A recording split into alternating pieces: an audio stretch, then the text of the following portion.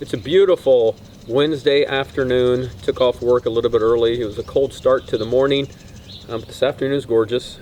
Sitting out on my patio, like I said, and I did the sermon Sunday from here. Just one of the most tranquil places, peaceful places that I know, and allows me to just stay in the moment, enjoy God's creation and His peace. This afternoon, I just want to talk to you and just ask you a question as I begin. Most of us like stories. I'm assuming you probably do too. We like telling stories, we like reading stories, and we like listening to stories. We like talking about ourselves. Most of us are really good at telling stories about ourselves, and we're really passionate probably about the stories that we tell. Some maybe not quite true, we embellish a little. But 1 Peter chapter 3, verses 15 and 16, Peter gives us a little command, and he says for us to always be ready to give an account for the hope that we have, but to do that with gentleness and respect. And what he's saying there is we need to tell our stories. We all have one, and we need to be able to tell our story and not cram Jesus and everything that we believe down somebody's throat, but we just need to share the hope that we have and the journey that we live and our experiences, both good and bad. And like I said, we all like to hear a story, and part of me thinks that the world wouldn't be so down and judgmental on the church if followers of Jesus just started telling folks why we follow Him. Stop talking about what we hate and all of those things, and I think I've talked to you about that before. It's a pet peeve of mine. So what I want to do the next few weeks is make you think about your story. And if you've never written it down, this is the one thing that I have always done for people that's gone on a mission trip with me. It's been mandatory that you write your story. And by your story, I mean it's 3 minutes, 4 minutes, either how you come to Christ, or your story could be what God's done for you last week or a year ago. Your story is continually to be written. And so the chapters are written daily and weekly and monthly and yearly and all those things. So be prepared, Peter says, to give an account for that hope. Let me tell you mine. Many of you don't know me real well. We've tried to kind of do some Zoom meetings on Wednesdays just to get to know my family and myself. But when I was 7 years old, I was involved in a lawnmower accident, and I would take off my shoe and my sock and let you see my ugly scar, but it's around dinner time probably when you watch this, and may not be the most appetizing thing to watch. But my uncle was out on the riding lawnmower, and I was a kid playing on the patio, and I'd slipped off the patio, and my foot slipped underneath the riding lawnmower, and it sliced off my heel. And I was in Allenville at the time where my grandfather lived, and they took me to Mattoon, which was a very little hospital, podunk little hospital, and they took me to St. Mary's Hospital, where Dr. Schroet, many of you may know him, the great orthopedic surgeon that's since retired, spent about 6.5 hours putting my foot back together. And afterwards, I know they told my parents that there's a really good probability that I would lose my foot because of infection. My parents were new Christians at the time, and just for whatever reason, just chose to believe God. And so I was in the hospital for 3 months.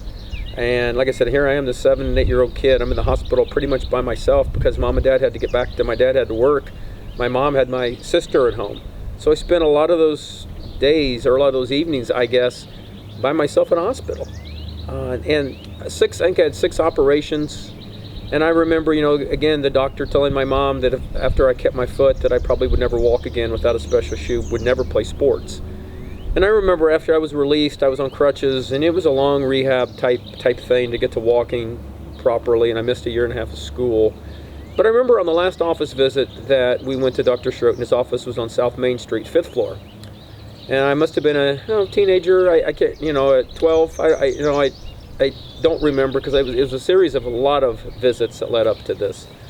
And so I remember going in, and Dr. Schroet took X-rays. And then he took X-rays, and he kept taking them. He did this about 4 or 5 times. And I don't know about you, but doctors typically don't ever get excited. And I remember the look on Dr. Schroet's face as he called my mom and me, and he was excited. And he put this X-ray up.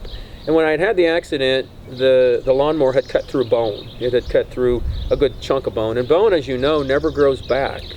Muscle and all those things regenerate, but bone doesn't typically. And so he showed the X-ray, and he says, "This was your foot, your heel before the accident. Here's what it is today." And about this much bone had grown back. And I remember that day, and I could hear him say it. It's been 30 no, it's been more than that. It's been 40 years or better, that he looked at us and he said, you know what, I can't take credit for this. He said, this is a miracle. He said, I don't know how to explain it. There's no other explanation. So I tell you that to tell you that that's my story. I know it's, and I know people hear that and then they go, but I don't have anything like that. God's maybe never done a big miracle in my life. I've never been a drug addict that God has set free. I don't have one of those novels and those stories that people go, wow, that's sexy and that's amazing. But here's what I want you to know. You all have a story. If you've been in church and you've accepted Christ at a young age and you've never done some of the things that many people have done, and you have maybe that have regrets and you don't, that's a great story. And that's a story that needs to be told. So for the next couple of weeks, what I would like to do is for you that are out there and you watch this devotion, send me an email. Tell me about your story. I'd love to get you on camera if I can get down at some point so people can hear our stories. The world needs to know that there's hope, and the hope is found in Jesus, but we're not to take our Bibles and just beat them over their head. They'll listen to our stories. People like stories. They want to know that something's real. And when we tell our stories, we're passionate about that. That is your life. It's a life and journey that God has given you. So again, my encouragement is, if you don't know your story, put it down on paper about 3 to 4 minutes. Most people aren't going to give you half an hour to tell your story. What God's done for you in your life, how you came to Jesus, and why you follow Him, and be passionate about it. Like so many of us are when we talk about our sports teams or anything like that. So my encouragement is, spend time this week praying and asking God about your story and begin putting it down on paper. And we're going to continue this conversation next Wednesday. You guys have a great rest of your week and weekend. God bless.